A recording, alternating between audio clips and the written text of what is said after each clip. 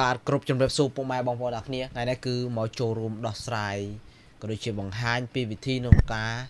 log in Telegram ដោយបងប្អូនអត់ចាំបាច់ចំណាយលុយសំបីមួយរៀលហើយវាកាន់តែងាយទៀតបងប្អូនមិនបាច់ចាំធ្វើអីមិនបាច់ឈឺក្បាលអីទេបងប្អូនសាកវិធីមួយដែលខ្ញុំបានឆ្លងកាត់ក៏ដូចជាខ្ញុំបានប្រើវាជាប្រចាំនៅពេលដែលម៉ួយរបស់ខ្ញុំគាត់ log in Telegram នឹងអត់ជោគជ័យណាអញ្ចឹងបងប្អូនត្រូវធ្វើតាមវិធីខ្ញុំមានបងប្អូនច្រើនណាស់ដែលគាត់ទៅព្យាយាម log in ទៅតាមរយៈ app បងប្អូនដាក់ Gmail ប៉ុន្តែវានៅតែបរាជ័យថ្ងៃនេះខ្ញុំសូមលើកទឹកចិត្តឲ្យបងប្អូនធ្វើនៅវិធីមួយដែលបងប្អូនគឺខ្ញុំអនុវត្តទៅជោគជ័យ 100% អញ្ចឹងចង់ log in Telegram ឲ្យដំណើរការដោយមិនចាំបាច់អស់លុយគឺបងប្អូនទៅយល់ថាអញ្ចឹងទី1គឺត្រូវធ្វើម៉េចឲ្យ Telegram ផ្ញើសារឬក៏ call មកអ្នកទាំងអស់គ្នាអូខេ call មកអ្នកទាំងអស់គ្នាដោយអត់ចាំបាច់ទាមទារឲ្យ log in Gmail ឬក៏ផ្ញើ SMS ទៅកាន់ new device ថ្មីអូខេអញ្ចឹងបងប្អូនទី1គឺបងប្អូនខ្ញុំគ្រាន់តែប្រាប់បងប្អូនគឺបងប្អូនអាចធ្វើបានហើយចឹងបងប្អូនត្រូវដក SIM របស់បងប្អូនឧទាហរណ៍ថានៅលើទូរស័ព្ទរបស់អ្នកទាំងអស់គ្នា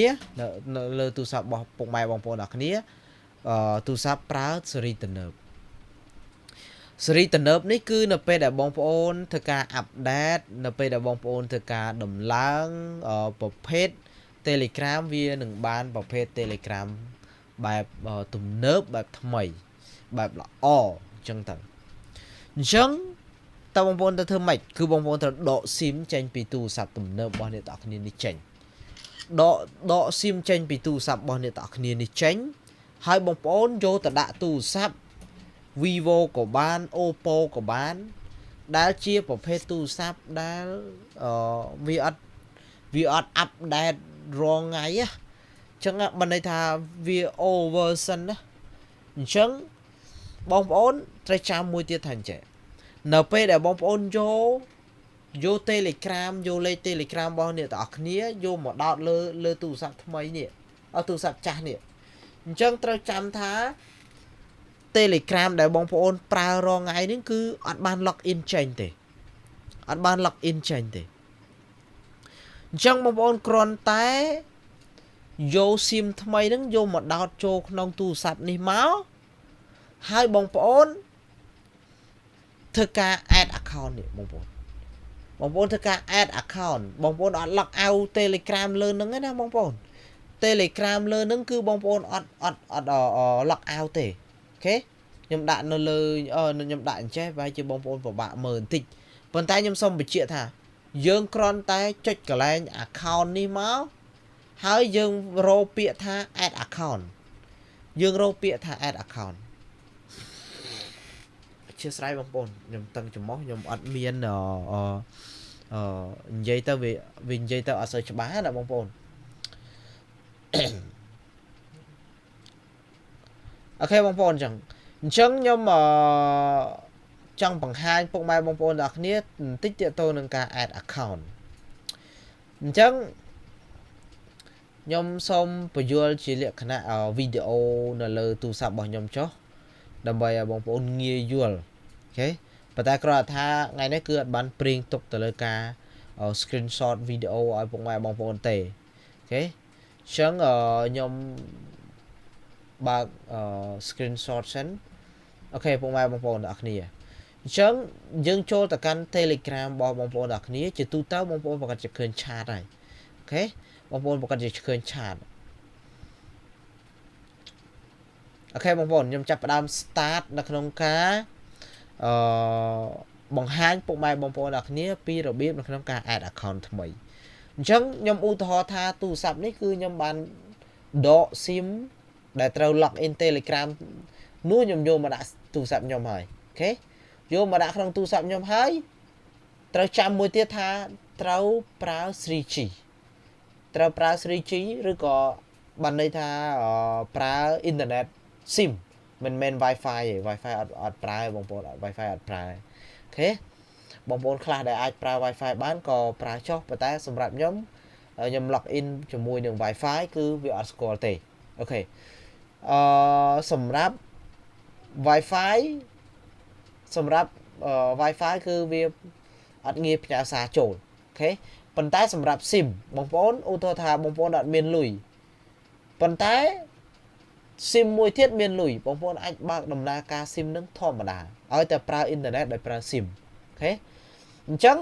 បងប្អូនអ្នកគ្នាគ្រាន់តែចូលមកកាន់ Telegram របស់ពុកម៉ែបងប្អូនអ្នកគ្នាហើយបងប្អូនចូលមកកាន់ពាក្យថា setting អញ្ចឹងបងប្អូន scroll មកបងប្អូនរកពាក្យថា account អូខេរកពាក្យថា account អញ្ចឹងទៅបងប្អូនរកពាក្យថា add account នេះបងប្អូនចូល add account ខាងក្រោមនឹងមកបន្ទាប់មកបងប្អូនវាយលេខទូរស័ព្ទដែលបងប្អូនត្រូវ log in នឹងចូលមកបងប្អូន log in ទូរស័ព្ទនឹងចូលមកវានឹងធ្វើការ call មកយើងជាភាសាអង់គ្លេសហើយយើងចាប់ផ្ដើម note ទុកឧទាហរណ៍ថាគេនិយាយថាកូដនឹងវា5555501ចឹងទៅអូខេអញ្ចឹងគេប្រាប់លេខកូដយើងជាលក្ខណៈថា voice សំឡេងគេ call មកហើយគេ call មកនោះគឺ call មកលើទូរស័ព្ទនឹងឯងអូខេអញ្ចឹងយើងគ្រាន់តែយកលេខកូដនឹងមកអូខេយើង log in មក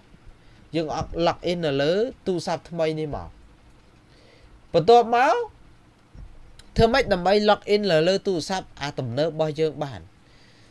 យើងអត់ចាំបាច់ធ្វើការ log out នៅលើនឹងសិនទេអូខេ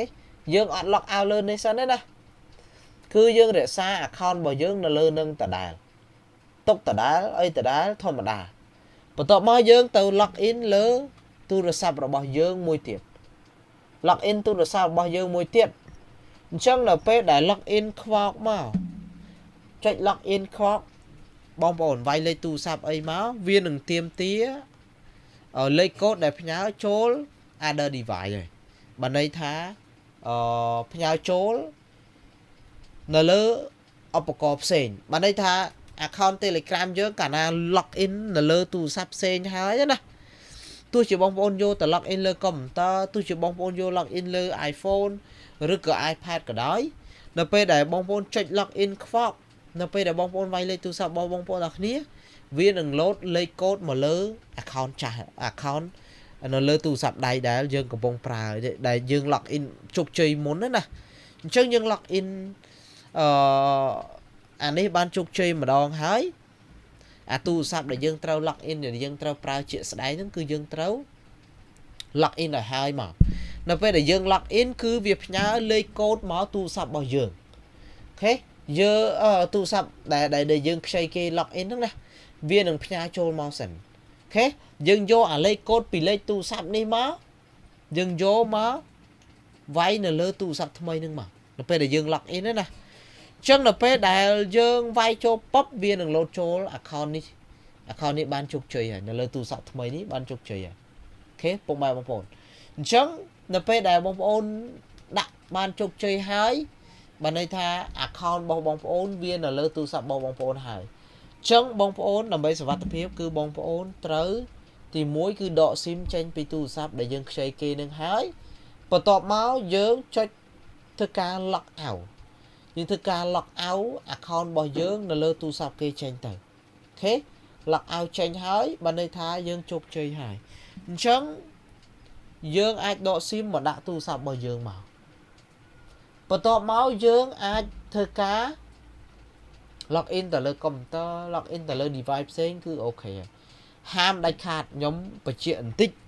ហាមដាច់ខាតពុកម៉ែបងប្អូនអ្នកគ្នាហាមតនេ log out វាចេញម្ដងទៀតអញ្ចឹងកាលណា log out វាចេញម្ដងទៀតគឺពិបាកហើយបងប្អូនគឺត្រូវតែទារលុយសារថ្មីអូខេអញ្ចឹងសម្រាប់បងប្អូនដែលមានបញ្ហាបងប្អូនដែលត្រូវការឲ្យខ្ញុំជួយអូខេបងប្អូនអាចមករកខ្ញុំទីតាំងហាងនៅផ្លូវត្រាំនេះភូមិធ្លុកអណ្ដូងសង្កាត់ស្លក្រាមក្រុងសៀមរាបខេត្តសៀមរាបអូខេសម្រាប់បងប្អូនដែលមានបញ្ហា log in Telegram អត់ចូលបងប្អូនអាចមករកខ្ញុំបានអូខេបងប្អូនអញ្ចឹង វីដេអូមួយនេះគឺមានតែប៉ុណ្្នឹងទេជួបគ្នានៅវីដេអូក្រោយបាយបាយ